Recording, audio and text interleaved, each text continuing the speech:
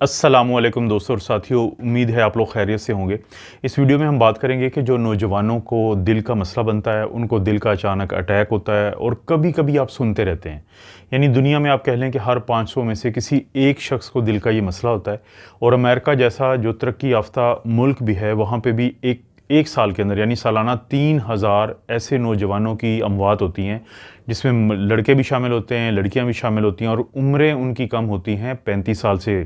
कम होती हैं। यानी एवरेज कहा जाता है कि 22 साल की उम्र है। तो इस वीडियो में हम बात करेंगे एक ऐसे दिल के अटैक के बारे में, दिल के रुकने के बारे में, जिसको हम कहते हैं सडन कार्डियक अरेस्ट या सडन कार्डियक डेथ। अब ये 2021 में एक वाक़या हुआ था कि आजकल तो वो एक इंग्लिश फुटबॉल टीम है, तो उसके अंदर एक खिलाड़ी खेलता है क्रिश्चियन नाम का। तो इससे पहले वो एक और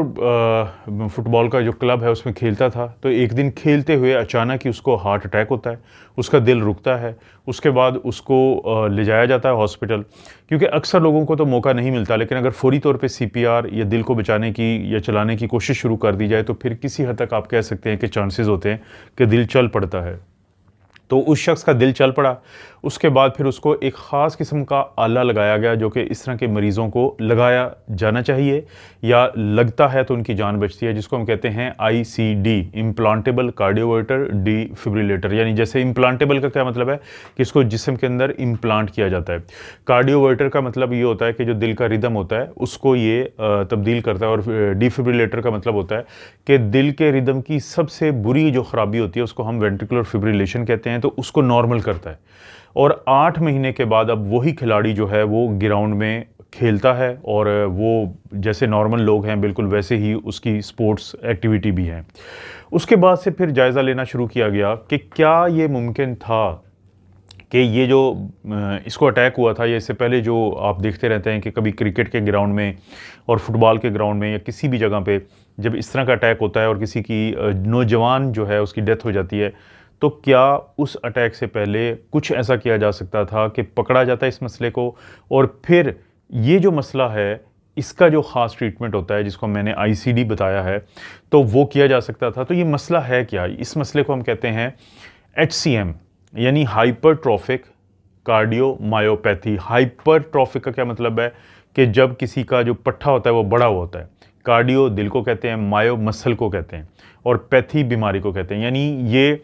एचसीएम जो वजह बनती है इस तरह के लोगों के अचानक गिरने की, दिल के रुकने की और अमवात होने की, तो उसके अंदर जो दिल के पट्टे होते हैं वो बड़े हो जाते हैं। और लेकिन जो एचसीएम की ख़ास बात ये होती है कि इसमें कहीं से पट्टा बड़ा होता है और कहीं से वो नॉर्मल हालत में होता है। तो बेसिकली एसिमेट्रिक यानी जो हाइपरट्रॉफी होती है। अब कैसे पता चलेगा कि वक़्त से पहले कैसे पता चलाया जा सकता है? तो इसमें 3 चीज़ों को फिर तशख़ीस की गई, क्योंकि जब इस शख्स का वाक़या होता है उसके बाद 2000 से लेके 2010 तक के जितने भी केसेस थे उनकी छान-पटक की गई, उनकी इन्वेस्टिगेशन की गई। तो पता ये चला कि 35 के करीब तकरीबन ऐसी अमवात हुई हैं कि जिनका अमवात से 6 महीने पहले या तो उन्होंने कोई कंप्लेंट की थी। क्या कंप्लेंट थी वो? जैसे सीने में दर्द की उन्होंने बताया था, या दिल के धड़कन की तेज़ी का उन्होंने बताया था। दूसरा फिर उनका ये हुआ था कि जब उन्होंने अपनी ईसीजी करवाई थी, यानी इनमें से 83% ऐसे लोग थे जिन्होंने जब अपनी ईसीजी करवाई तो उसके अंदर कुछ ऐसी चेंजेस थी कि अगर उस वक़्त शक का इज़हार किया जाता और मज़ीद उसको इन्वेस्टिगेट किया जाता, जैसे हम दिल का एक अल्ट्रासाउंड होता है जिसको हम एकोकार्डियोग्राफी कहते हैं, उसके ज़रिए, तो शायद ये पकड़ा जाता ये मसला, और फिर उसका वही जो ट्रीटमेंट है आईसीडी वो किया जा सकता था। और तीसरी जो अहम बात का पता चला कि ये वो इनमें से अक्सरियत ऐसे लोगों की थी कि जिनकी फैमिली के अंदर कोई ना कोई दिल का ऐसा मसला था। यानी 3 चीज़ें उन्होंने आइडेंटिफ़ाई की, 3 चीज़ों को उन्होंने मालूम किया कि वो लोग जिनका पिछले 10 साल में, यानी 2000 से लेकर 2010 तक, जिनके साथ अचानक नौजवान थे, वो 22 साल की उनकी एवरेज उम्र थी, उसमें अक्सर लड़के थे और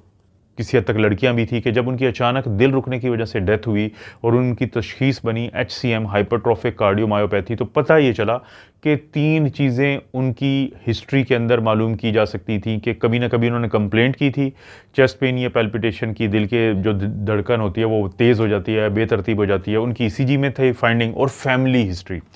तो फैमिली हिस्ट्री का मैं यहाँ पे ही बता देता हूँ कि रिकमेंडेशन ये है कि 3 जनरेशन हिस्ट्री होनी चाहिए, यानी एक उस शख्स की हिस्ट्री है, फिर उसके बाप की है, फिर उसके दादा की है, या इसी तरह से उसके जो अंकल्स होते हैं, उसके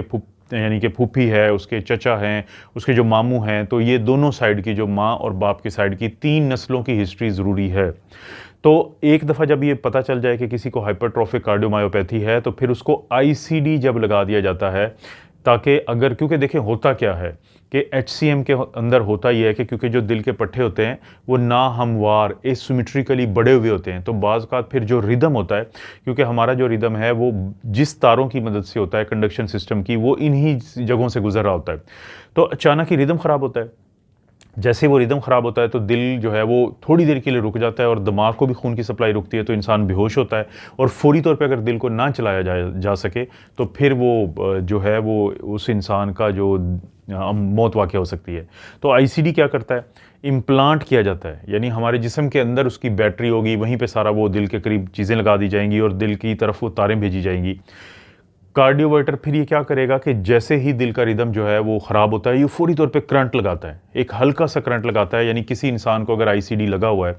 तो ये बहुत ज़्यादा चांसेस हैं कि उसको अचानक ही फील होगा कोई छोटा सा झटका, लेकिन उस वक्त एक बहुत बड़े वाक़ये से उसका जो मशीन है आईसीडी वो उसको बचा लेगी। ये हम आम रूटीन में किन को लगाते हैं, वो लोग जिनका दिल बहुत कमज़ोर हो, जिनका जो इजेक्शन फ्रैक्शन या दिल के जो पावर होती है पट्टों की वो 35% से कम हो, तो फिर उनको हम कहते हैं कि अपने डॉक्टर से, कार्डियोलॉजिस्ट से मशवरा करके आप आईसीडी लगवा लें, क्योंकि इस तरह के मरीज़ का दिल भी जो है वो बार बार अपना जो रिदम होता है वो लूज़ करता है, और जो एबनॉर्मल रिदम या ख़राब वाला रिदम, या जिसको वेंट्रिकुलर फिब्रिलेशन कहते हैं या वेंट्रिकुलर टैकीकार्डिया कहते हैं, तो उसकी तरफ जाता है। तो जैसे ही रिदम इब्तदाई तौर पे ख़राब होता होगा तो उसे कार्डियोवर्ट करेगा, और अगर वेंट्रिकुलर फिब्रिलेशन होगा तो उसे डीफिब कर देगा। तो इसलिए इसका नाम क्या है, इम्प्लांटेबल कार्डियोवर्टर डिफिब्रिलेटर। तो अगर आप दिल के मरीज़ हैं, आपके दिल की पावर कम है, तब भी आप ज़रूर अपने डॉक्टर से, कार्डियोलॉजिस्ट से बात करें। और अगर आप एक नौजवान लड़के या लड़की हैं और आपकी फैमिली में हिस्ट्री है, आपको चेस्ट पेन या दिल की जो धड़कन है वो अचानक ज़्यादा बढ़ती है, और इसी तरह से आपके ख़ानदान के अंदर भी कोई ना कोई लोगों को,